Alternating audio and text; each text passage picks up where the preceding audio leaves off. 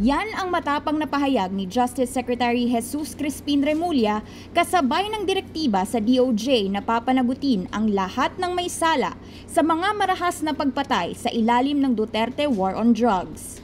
Sa pangunguna ni Remulla, itinatag ang isang task force na magsagawa ng masusing investigasyon at magbuo ng kaso laban sa mga sangkot sa mga pagpatay. Sa bisa ng Department Order 778, pamumunuan ng task force ng isang Senior Assistant State Prosecutor, katuwang ang isang Regional Prosecutor, at may 9 na miyembro mula sa National Prosecution Service. Makikipag-ugnayan ng task force sa mga investigasyon ng House Squad Committee at Senate Blue Ribbon Committee na parehong tumututok din sa kontrobersyal na kampanya kontra droga ng nakaraang administrasyon. Mula July 2016 to December 2017, ay may mga namatay o pinatay na 4,354 sa mga police anti-illegal drug operations, habang 16,000 naman at 355 naman ang pinatay na mga riding in tandem at mga di pa nakikilalang mga salarin. Maaari ring bumuo ng isang team mula sa NBI para tumulong sa pagbuo ng mga kaso at paghanap ng mga ebidensya laban sa mga itinuturing na may sala. Sa loob ng 60 days, inaasahang magsusumite ng ulat ang task force kay Secretary Remulla tungkol sa progreso ng kanilang investigasyon. Magandang development daw ito ayon sa pulisya. Buo ang tiwala ng tiyuhin ni Kian de los Santos sa DOJ na magiging positibo ang resulta ng gagawin nitong investigasyon.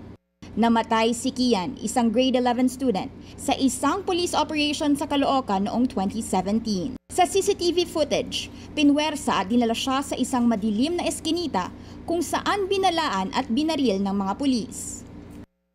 Natuwa ako, personal ko, ako tatanungin mo, na magkaroon ng ganito dahil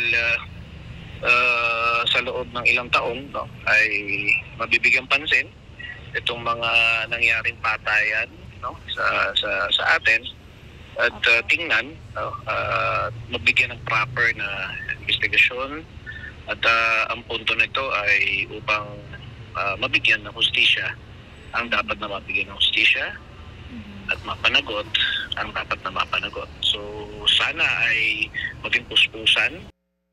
Ayon naman kay Attorney Cristina Conti, napapanahon ang pagsisiyasat ng DOJ bilang hakbang sa transitional justice para sa mga biktimang matagal nang naghihintay ng hustisya. Una nang sinabi ng National Prosecution Service na susuriin nila kung ang mga kaso ng EJ case noong nakaraang administrasyon ay napawalang sala dahil sa kakulangan ng ebidensya o kung dapat pa itong imbestigahan. Ang prescriptive period ng mga kaso ng murder o homicide ay 20 years. Ibig sabihin, pwede pang muling silipin o buksan ito bago tuluyang hindi na maaaring isubject sa legal na paghabol. There's nothing which will prevent us from looking into cold cases which were probably filed as complaints before law enforcement but never reached the prosecution office. Tiwala mga prosecutor na masasampahan ng kaso ang mga may sala. Para sa Agenda, Hannah T. BNC.